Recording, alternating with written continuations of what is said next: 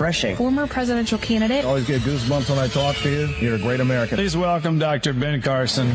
I think one of the big problems that we have right now is people have lost faith. If you don't fix those problems, you're just like spitting in the ocean. We're seeing this wokeness spreading throughout our community to the destruction of our community. Everything seems to circle back to race, to whether it has anything to do with it or not. Their chief weapon is intimidation. You guys are up against some pretty awful stuff going on.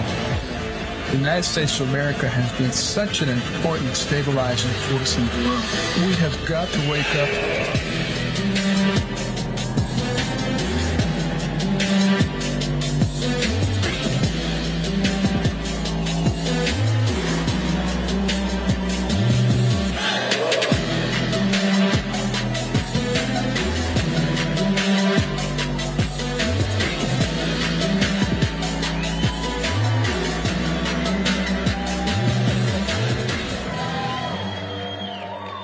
Dr. Carson, everybody. Dr. Carson, I know I speak for America Fest and Turning Point USA and Turning Point Action. Thank you for your service to this great country. You are an American hero. Well, right back at you because, you are the example of somebody who can be very successful, who doesn't have to be poisoned in one of these Ivy League schools. Thank you. Thank you. So, Dr. Carson, there's so much happening in the country right now. I want to start talking first about your commitment to faith, putting God first. Jesus is the most important thing in your life and my life. Talk about that. Well, I grew up in a household of faith, but I really didn't understand it until I was 14 years old when I tried to stab someone. And, the Lord arranged things so that they had a big metal belt buckle on under their clothing, and the knife struck that and broke, and they were terrified. I was more terrified than they were, thinking I was trying to kill somebody over nothing. And, I went to my bathroom, and I just started thinking about my life, and I had turned things around academically by that time. Because I had been a horrible, horrible student. I had been the worst student imaginable. But, got things turned around academically. But I realized I would never realize my dream of becoming a doctor with a temper like that. I would end up in jail, reform school, or the grave. And none of those appealed to me.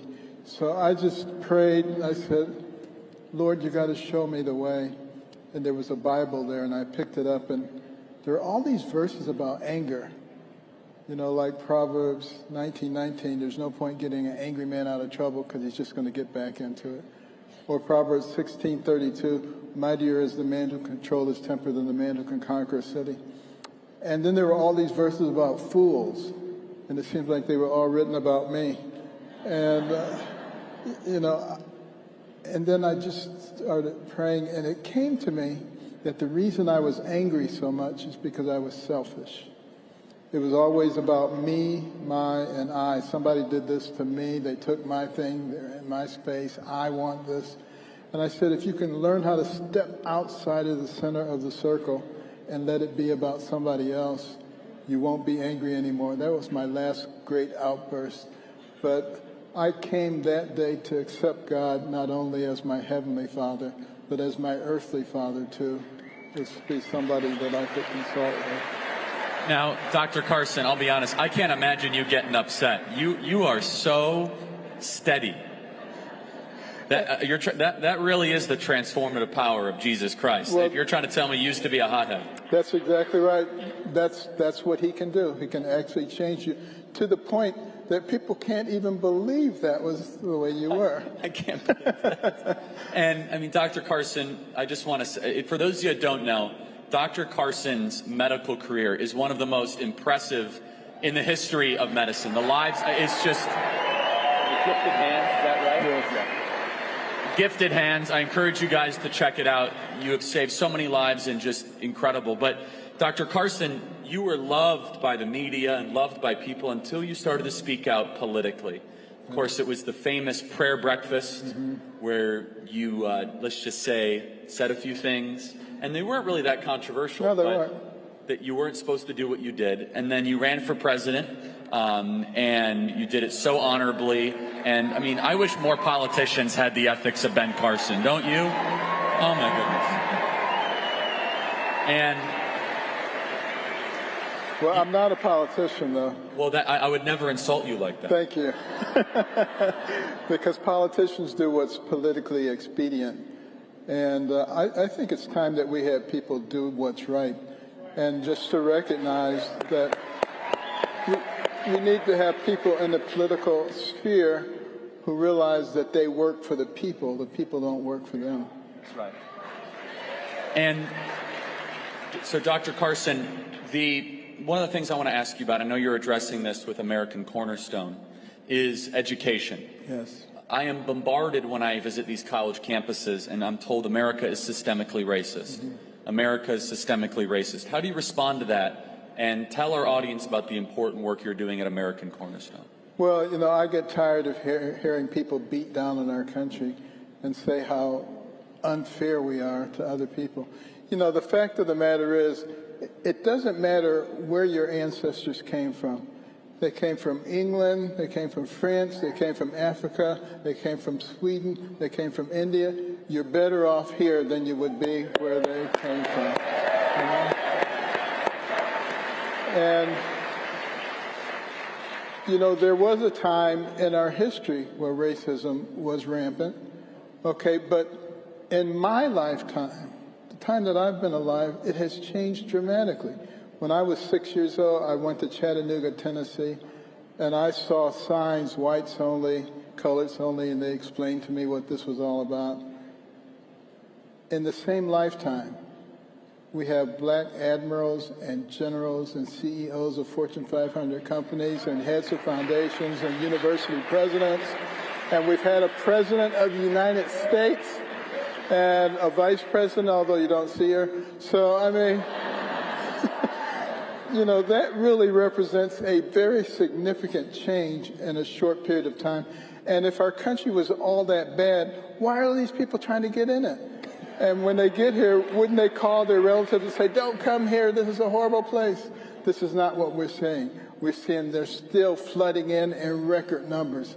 And that tells you that we have something that is worth fighting for and something that's worth preserving.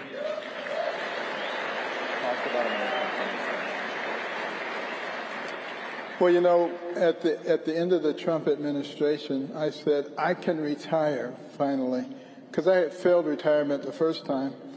And, but, you know, not too many weeks after the election, seeing the direction of the country, I realized that I would have no fun at all playing golf or cruising around the world while watching my country go down the tubes.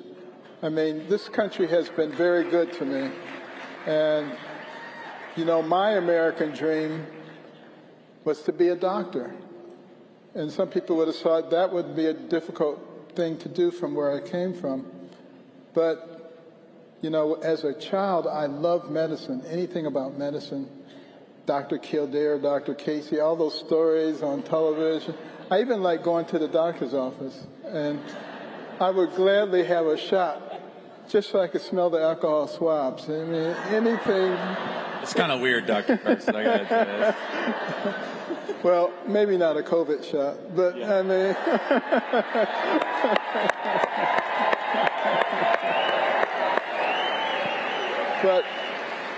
But this country allowed that American dream to come true. And that's what American Cornerstone is about. Some very outstanding people from HUD and myself, we got together, we said, let's formulate a think tank, which was later dubbed a do tank,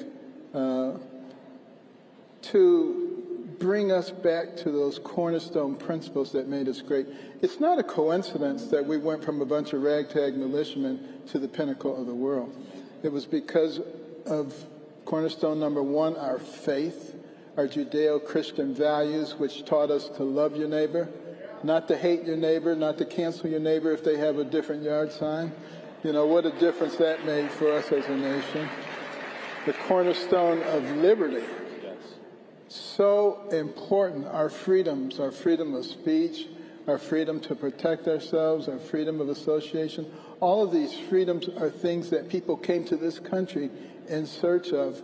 We cannot let those go by any stretch of the imagination. And that's why I speak out so vehemently against political correctness and wokeness and all this total crap. You know, we can talk about what we want to. People fought and died so that we could talk about what we want to, and we could believe what we wanted to believe in.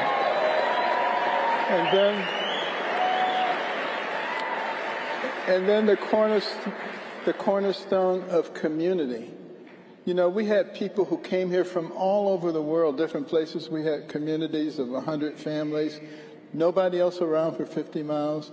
Not only did they survive, but they thrived. Why? Because they understood the concept of the common good. Sometimes they could barely even speak to each other with different languages, but they understood how to work together. And that was the thing that helped us to grow so quickly and to become so powerful so quickly as a nation. And then the concept, the cornerstone of life, from the womb to the tomb. You have to honor life because it is the most precious thing that God gave us. And there was a time when we cared about everybody's life and the direction of those lives. And we must get back to that place again. We must get away from the hatred and the divisiveness, because the fact of the matter is, we, the American people, we are not enemies. Wayne, we are not enemies. We have to remember that, because people are trying to divide us on the basis of race, age, income, gender, political affiliation, religion, you name it. And what has happened in other countries that became socialist or communist? What did they do first? Divided the people. And they also dumbed down the population. Isn't that going on in our country right now? They're dumbing down the population. You see these men on the street interviews, and they say, "Who fought in the Civil War?" They say, "There was a Civil War." I mean, they don't know who fought in the Civil War. They don't know anything. And as a result of that, they're very easy to manipulate. You can come to them and you can say, "Our southern border is completely secure. We have it safe and we have it under control." And they'll say, "The government said it was okay. The government said it was secure." You got to be pretty stupid. It must hurt to be that stupid. Do you think the dumbing down of America is intentional? I do believe it is intentional. You know, what's going on in our schools? You know, are we teaching people what they need to know to be effective, successful citizens? Or are we teaching them things that are absolutely ridiculous? You know, I think about this gender stuff that's going on right now. You know, think about how life begins. You have a male gamete with 23 chromosomes, a female gamete with 23 chromosomes, neither one of which has the ability to become a human being. They join together, fertilization occurs, 46 chromosomes, a zygote. It develops very quickly. Within 6 to 8 weeks, there are already little eye buds and ear buds and little fingers and little toes and a heart that is beating, and it continues growing and developing. Millions of neurons to that brain every single day. Even when it's born, it's still developing that brain, millions of neurons. That's why little babies sleep for 20 to 22 hours a day. That brain is developed. It continues to develop into your 20s. So you're not mature until that time, and yet we have people trying to take advantage of the natural curiosity and the flexibility of these children and confuse them. That's why children have parents, to protect them from people like that. Doctor, so important. Doctor, what is your opinion of medical professionals who then treat a 12, 13, or 14-year-old with this irreversible cocktail of drugs against even notifying their parents? I'm ashamed of them. I'm ashamed to be in the same profession with people who do that. I mean, because they know, because of their medical training, that the brains of those children are not developed. And yet they're going to those children and sometimes tell them, don't tell your parents. Yes. And It's against the law in some states. And whatever happened to science? Science used to be an important part of medicine. What does science say? You have 2 X chromosomes, you're a woman. You have an X and a Y, you're a man. Why is that difficult to understand? And Dr. Carson, can you just elaborate? Let's go deeper. The institutions, the American Medical Association. I mean, as someone who is literally one of the most accomplished doctors on the planet, how do you think about seeing the AMA, which represents 1.3 million medical professionals, say the way to treat this is through irreversible surgery and drugs? Well, only 19% of doctors belong to the AMA. That should tell you something right there. You know, there are a lot of people in the medical community who actually think the right way. But very much like the American population at large, they're afraid to speak up. Yep. They're afraid to say something. And this is what the left does. It intimidates people. Yes. And we have to remember, if we want to save America, if we want it to be the land of the free, it has to be the home of the brave.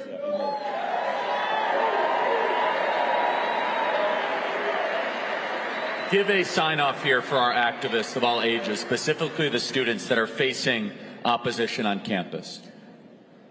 Well, I got to tell you, I am so happy to see so many young people who are brave enough to stand up for what they believe in. And, you know, you guys are the missionaries. Okay, there's a whole bunch of heathen out there. And you need to go out and you need to speak up. You need to talk about the things that made us into a great nation. Don't be ashamed. You know, so often people just stand in the corner and stare at their feet and hope no one calls them a nasty name. That won't work anymore because we're on the precipice of what kind of country we're going to be. Are we going to be a country that is of, for, and by the people, or of, by, and by the government? We have to decide that. You have to be the missionaries. You have to go out there and do this. And if you don't do it, we're going to be lost. So our future is dependent upon each one of you. And everybody has a sphere of influence. Don't think because you're not Charlie Kirk, you don't have a sphere of influence. You do. And it's much bigger than you think it is. And think about Jesus' 12 disciples, 12 people. And look at how many Christians there are in the world today. We can do this. Dr. Carson, I got one more question, and it's a curveball. If asked, would you serve as Trump's vice president?